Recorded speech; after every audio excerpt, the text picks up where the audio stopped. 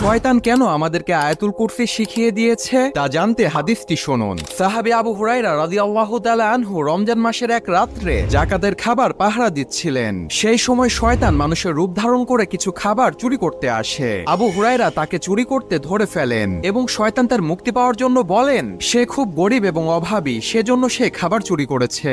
আবু হুরায়রা তার কষ্ট দেখে তাকে ছেড়ে দিলেন। দ্বিতীয় দিনে ঠিক একই ঘটনা ঘটে এবং শয়তান আবারও মুক্তি চায়। সেই রাত্রেও তাকে ছেড়ে দেওয়া হয়। তৃতীয় দিনে শয়তান আবারও চুরি করতে আসে, কিন্তু আবু হুরায়রা তাকে ধরে আর ছাড়লেন না। তখন শয়তান তার নিজের জীবন বাঁচানোর জন্য বলল, তুমি আমাকে ছেড়ে দাও, আমি এর বিনিময়ে তোমাকে এমন একটি জিনিস শিখিয়ে দিব যা করলে তোমাকে আল্লাহ তাআলা শয়তান থেকে রক্ষা করবে। এই বলে তখন সে শয়তান আয়াতুল কুরসি শিখিয়ে দিলেন। এই ঘটনা সাহাবী আবু হুরায়রা রাসূল সাল্লাল্লাহু আলাইহি ওয়াসাল্লামের কাছে বর্ণনা করলেন। তখন রাসূল বললেন, সে শয়তান তোমাকে সত্য বলেছে।